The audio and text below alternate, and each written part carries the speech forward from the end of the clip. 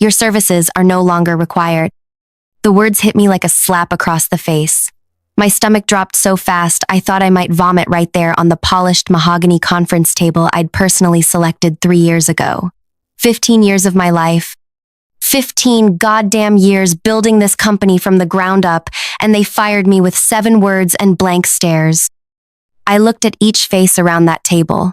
Men I'd worked alongside for over a decade. Men whose children's birthday parties I'd attended. Men who'd called me at 2 a.m. when projects went sideways, knowing I'd fix their messes. Now they wouldn't even meet my eyes.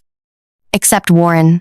CEO Warren Blackwood stared directly at me, his face a mask of corporate indifference that didn't quite hide the slight twitch at the corner of his mouth. Satisfaction. The bastard was satisfied. My name is Maggie Lanier. I'm 43 years old, and until 9:17 a.m. that Tuesday morning, I was the Chief Operating Officer of Meridian Healthcare Solutions.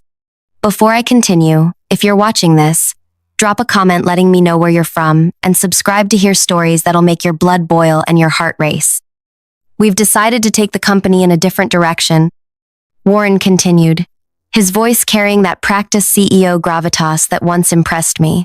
Ethan will be stepping into your role, effective immediately. Ethan fucking Donovan, Warren's son-in-law who'd been with the company all of 7 months. The same Ethan who'd asked me last week what HIPAA stood for. The same Ethan who'd been handed a VP title the day after he married Warren's daughter Kira.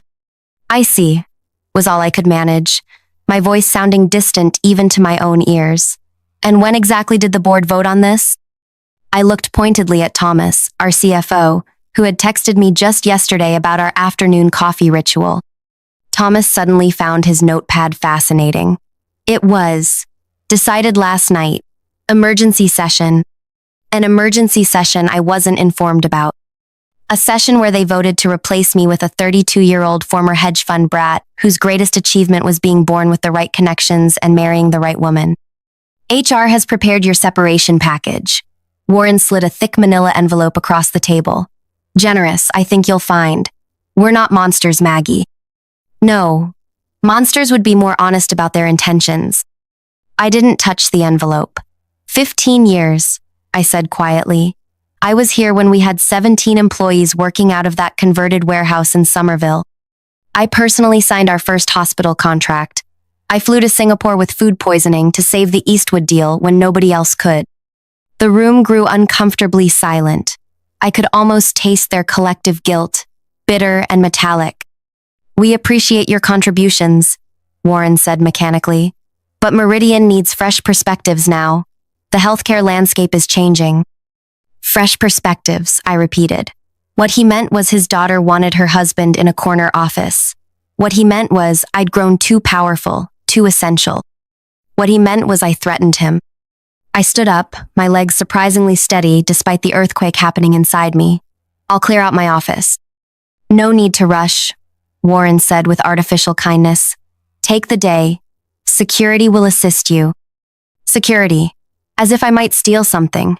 As if I hadn't given this company everything I had. Weekends, holidays, relationships that withered because I was always working.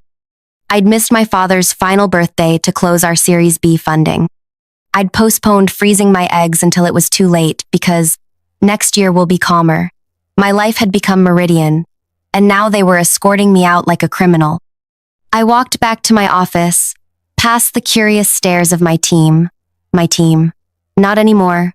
News travels fast in corporate corridors, a digital telegraph of whispers and Slack messages. Already I could feel people pulling away, recalculating their allegiances. By noon, my closest allies would be sending congratulatory emails to Ethan. My office, with its view of the Charles River I rarely had time to admire, looked suddenly foreign. The awards on the wall, the family photos, mostly nieces and nephews, no children of my own, the emergency heels under the desk, artifacts from a life I'd been exiled from. I grabbed a cardboard box from the supply closet and began the humiliating process of packing up. 15 years reduced to a single container. The nameplate from my door. The lucky pen I'd used to sign our first $1 million contract. A framed photo of our original team, most long gone to other ventures. Most, except me, Loyal, dedicated Maggie. My throat tightened as I reached for the small jade plant on my windowsill, a gift from my mother when I made COO. Growing steadily, she'd said, just like you. It had survived my neglect, somehow thriving despite minimal attention. Unlike my relationships, unlike my fertility, unlike apparently my career. A soft knock interrupted my thoughts. Natalie, my executive assistant for the past 6 years, stood awkwardly in the doorway. Her eyes were red-rimmed. They've already asked me to work for him, she said, her voice breaking. I told them I needed to think about it. Take the job, Nat, I said, surprising myself with my steadiness. You've got your mom's medical bills, I understand. She nodded, tears spilling. They're saying you mishandled the Westlake acquisition. That costs are out of control.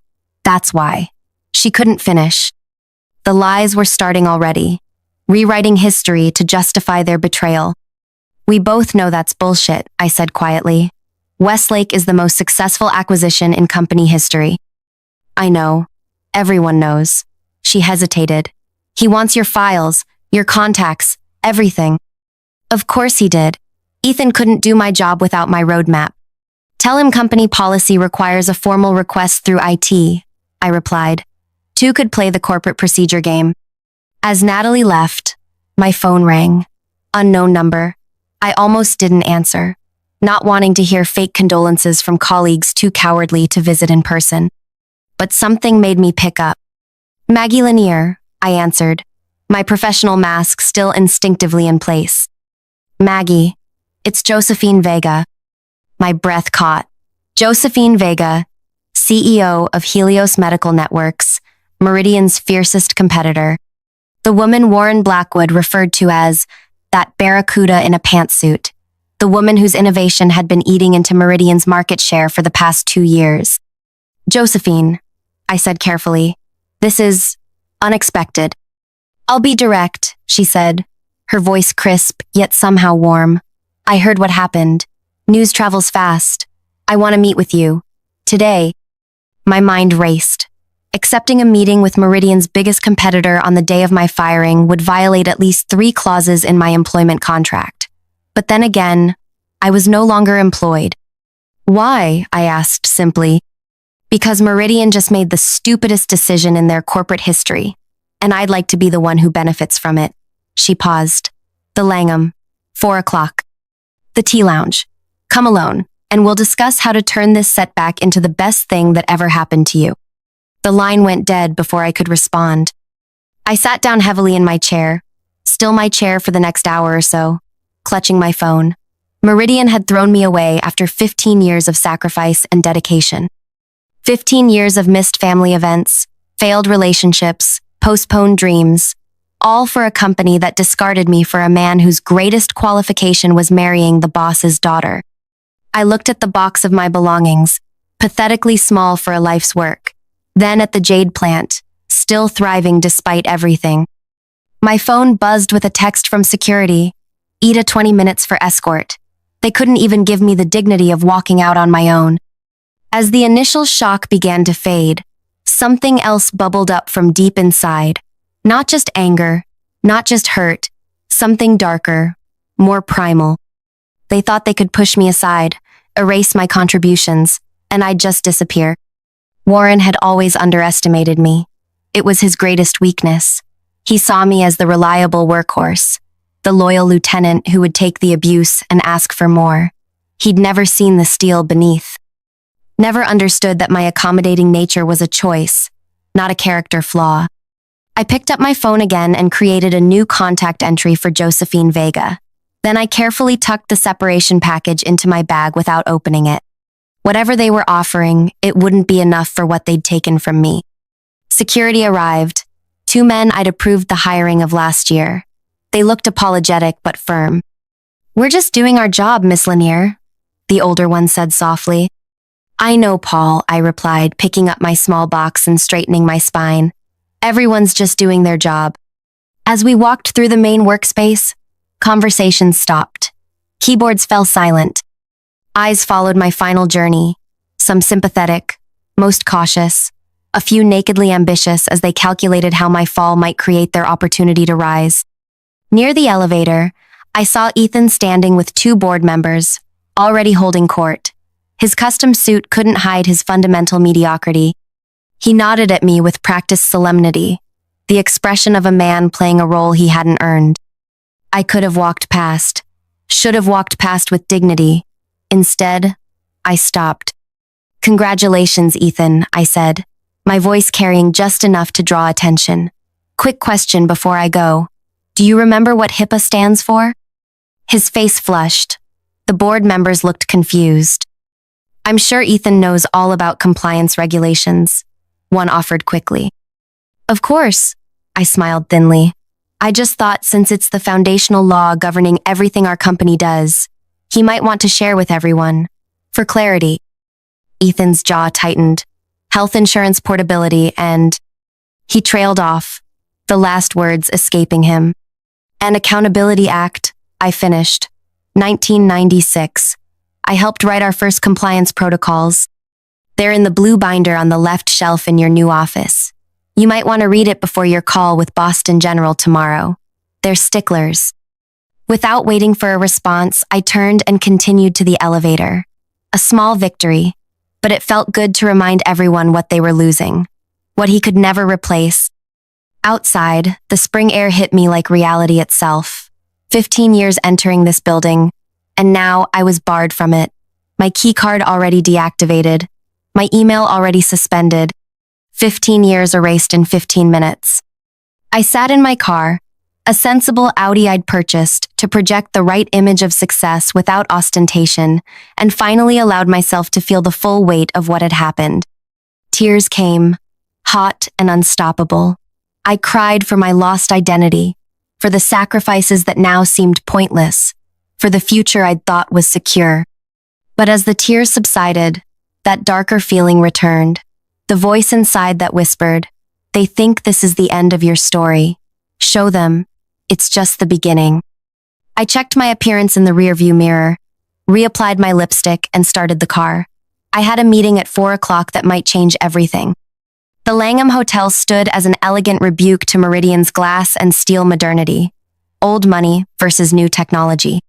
I felt strangely at home among its polished wood and discreet service, perhaps because both the hotel and I had witnessed the rise of empires while maintaining our dignity. In the tea lounge, Josephine Vega sat alone at a corner table. At 55, she exuded the confidence of a woman who had never apologized for her ambition. Her silver-streaked black hair was cut in a sharp bob that framed intelligent eyes. She stood as I approached. "Maggie," she extended her hand. "Thank you for coming." Her handshake was firm but not aggressive, confident but not dominating. Everything about her communicated a woman comfortable with her power. "I was curious," I replied, taking a seat, "and frankly, I didn't have anything better to do today."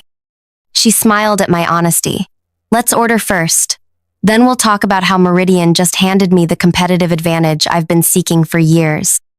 We ordered Earl Grey for her, espresso for me. I needed the sharpness. "I've followed your career," she said once the server left. 15 years building Meridian's operational infrastructure, their hospital network, their compliance systems, their client relationships. She leaned forward slightly. "You are Meridian, Maggie. Not Warren, not that board of golfing partners. You." Her words touched a wound still raw and bleeding. "Apparently not," I said, unable to keep the bitterness from my voice. "Apparently I'm replaceable by someone whose main qualification is marrying the boss's daughter." "Warren always was a fool," Josephine said with casual disdain. "But his loss is my opportunity. I want you at Helios, Maggie. Not just as an executive, as a partner." I blinked. "Partner?" "Equity. Board seat. Freedom to build without Warren's ego constraining you." She sipped her tea. "I've been watching you solve problems at Meridian that we're still struggling with at Helios. Imagine what you could do without Warren, second-guessing every innovation." The offer was stunning in its boldness, but I'd spent 15 years developing a healthy skepticism. "Why would you trust me with so much? I've been the competition. For all you know, I could be Warren's spy." Josephine laughed, a genuine sound that attracted glances from nearby tables. Warren doesn't have the imagination for that kind of play. Besides, her eyes narrowed slightly. I recognize something in you that I understand intimately. The look of a woman who's been underestimated her entire career, who's worked twice as hard to get half the credit, who's had men take her ideas in meetings and receive the applause. She set down her teacup precisely, and I recognized the look of someone who's finally reached her breaking point. Her words hit me like a revelation. She was right. I had reached my breaking point. 15 years of suppressing my anger, of smiling through mansplaining, of watching my ideas become someone else's achievement. It had calcified inside me, hardening into something dangerous. "What exactly are you proposing?" I asked, leaning forward. Josephine's eyes gleamed. "Meridian's been winning the Mayo Clinic contract renewal for 6 years running. It's up again in 3 months, worth $47 million annually now." I nodded. I'd personally led the last 2 renewal negotiations. "I want it," she said simply, "and you know exactly how to get it." The Mayo contract. Meridian's crown jewel. I'd built the relationship from scratch, nursing it through implementation problems, system outages, and budget challenges. I knew every stakeholder by name, knew whose kids played which sports, knew who needed technical details and who just wanted bottom lines. "My non-compete," I started, "is aggressive but ultimately limited," Josephine finished. "I've had our legal team review the standard Meridian executive contract. They can restrict you from working with us directly for 12 months. They can prevent you from soliciting their employees, but they cannot prevent you from consulting for their clients." The loophole was elegant. Consulting for Mayo wouldn't violate my non-compete if I was careful. And if Mayo happened to switch vendors after receiving my consultant insights, still something felt off. Why partner status? That's a big offer for someone you barely know. Josephine set down her teacup. "Because half of something extraordinary is better than all of something mediocre. Because I've built Helios by recognizing talent others have discarded. And because," her voice hardened, "I've waited 5 years to see Warren Blackwood's face when he loses Mayo. When he realizes his mistake wasn't just losing you, it was creating an enemy who knows all his weaknesses." Her vendetta against Warren clearly ran deep. I made a mental note to uncover that history later. For now, revenge aligned our interests perfectly. "I'd need guaranteed autonomy," I said, already mentally drafting requirements. "My own team. No interference in how I build relationships." "Done. And a 2-year protection clause if the partnership doesn't work out." "Reasonable." I took a deep breath. "Why did they really fire me, Josephine? You have ears everywhere. What's the real story?" She considered me for a moment, weighing how much to reveal. "The Lindale acquisition," she said finally. "Warren's planning to announce it next month. $2.7 billion deal, largest in company history. But their security protocols are a disaster. Potential HIPAA violations everywhere. You would have spotted it instantly, demanded they fix it before closing." The Lindale Group. Of course. The rising star in prescription management systems. Flashy user interface masking fundamental security flaws. I'd warned Warren against pursuing them 6 months ago. "Ethan won't see the compliance issues," I realized aloud. "He'll focus on the surface numbers." Josephine nodded. "Warren needed you gone before due diligence. You were the only executive who couldn't be bullied or charmed into overlooking the problems." The betrayal cut deeper, knowing they'd removed me not despite my competence, but because of it. I wasn't just inconvenient for a nepotistic appointment. I was dangerous to their reckless ambitions. "I need to think," I said finally. "This isn't just a job decision, it's a complete reinvention," she finished. "I understand. Take 48 hours. Then call me." She slid a business card across the table.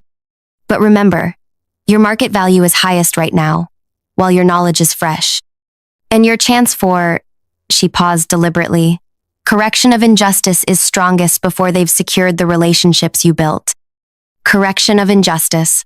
Such a civilized phrase for what I was contemplating. As I left the Langham, the spring evening felt electric with possibility. My phone buzzed with concerned messages from former colleagues, the brave ones, reaching out despite the risk. I ignored them all, driving aimlessly through Cambridge as my mind raced through scenarios. I ended up at Montrose Point, a small overlook where I'd sometimes eat lunch when the office walls closed in. The Charles River flowed below, constant and unhurried. Across the water stood the Meridian Building, its upper floors still lit as the workday continued without me. My phone rang again. This time, a name I hadn't expected. Dr. Eileen Sawyer, Chief Medical Officer at Mayo Clinic. Maggie, her familiar voice sounded concerned. I just heard. Are you okay? Eileen and I had developed more than a client relationship over years of collaboration. We'd shared late nights troubleshooting system integrations, traded book recommendations, celebrated when her daughter got into medical school. Still processing, I admitted. How did you hear? Warren called personally to assure me nothing would change with our service. Her tone made it clear what she thought of that conversation. Said his son-in-law would be taking over the relationship personally. And I told him we'd need to evaluate our options before committing to renewal. The steel in her voice was unmistakable. Maggie, we chose Meridian because of you. Your understanding of our needs. Your transparency when things go wrong. Your solutions, not excuses, approach. My heart swelled with vindication. That means a lot, Eileen. It's more than sentiment. The renewal process starts in 3 months, but we're beginning the vendor evaluation now. We'd value your insights, given your unique perspective. It was as direct an invitation as she could ethically extend. I may be available for independent consulting soon, I said carefully, once I sort through my transition. Excellent. My assistant will reach out next week. She paused. For what it's worth, Maggie, their loss is someone else's gain. Remember that. After we hung up, I sat watching the Meridian Building as darkness fell and office lights winked out one by one. 15 years of my life in that glass tower. 15 years of achievement they thought they could erase. I thought of Warren's smug expression, of Ethan's unearned confidence, of the board members who couldn't meet my eyes, of everything I'd sacrificed for a company that discarded me like yesterday's coffee grounds. I made my decision. The next morning, I signed Josephine's partnership agreement. By afternoon, I had office space in Helios's Cambridge location, deliberately chosen to be visible from Warren's corner office across the river.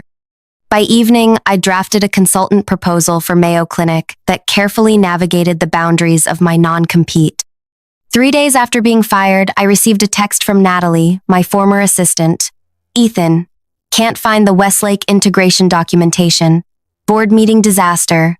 Warren furious. I smiled. The Westlake documentation wasn't missing, it was exactly where it should be. Filed under acquisition notes /Westlake/final on the shared drive. But without my institutional knowledge, without my mental map of 15 years of systems and processes, finding anything at Meridian would be like navigating a labyrinth blindfolded. I hadn't sabotaged anything. I'd simply, Atlas stopped being their Atlas. 1 week later, I launched my consulting practice, carefully structured with help from Josephine's legal team. My first client, Mayo Clinic. My specific project, evaluating healthcare management systems for their upcoming contract renewal. 2 weeks in, I received another text from Natalie. They lost the Harborview Hospital account today. CFO is panicking. Harborview had been wavering for months. I'd been the one reassuring their procurement team, massaging their concerns, keeping them in the fold. Without me, the relationship had withered instantly. I wasn't directly poaching Meridian's clients. I didn't have to. The relationships had always been personal, built on trust in me, not the company logo. Without my stewardship, the accounts were naturally drifting away, seeking the same level of care they'd grown accustomed to. Meanwhile, I was building something unprecedented at Helios. Josephine had been true to her word, complete autonomy, resources at my disposal, no second guessing. I recruited 3 key analysts who'd been undervalued at Meridian, carefully timing their hiring to avoid non-solicitation violations. Together, we created a client management approach that married Meridian's best practices with innovations I'd proposed for years that Warren had deemed unnecessary. The results were immediate and dramatic. By month 2, we'd secured 2 mid-size hospital systems that had been on Meridian's prospect list for years, not by attacking Meridian, but by offering something better. Something I'd always wanted to build but had been constrained from creating. The Mayo evaluation process was proceeding exactly as planned. Each meeting revealed concerns about Meridian's future direction. Each analysis highlighted the risks of their new management approach. Each comparison showed Helios's innovative solutions addressing problems Mayo didn't even realize they had. Then came the moment that crystallized everything. I was working late at my new office, the lights of Meridian visible across the river, when my phone rang. A number I didn't recognize. Maggie Lanier, I answered. Maggie, it's Warren. My blood went cold, then hot with anger. The audacity of this man to call me after what he'd done. Warren, I kept my voice neutral. This is unexpected. I think we got off on the wrong foot with your transition, he said, his voice carrying that forced jovial tone he used when trying to manipulate someone. The board has been reassessing the situation. We may have been hasty. Hasty, I repeated flatly. After 15 years. He cleared his throat. The point is, there might be an opportunity to bring you back in a senior advisory capacity. The team misses your institutional knowledge. Translation. They were drowning without me. The realization brought a savage joy I didn't bother to suppress. That's a generous offer, I said, watching Meridian's building across the water. Unfortunately, I'm committed to other projects now.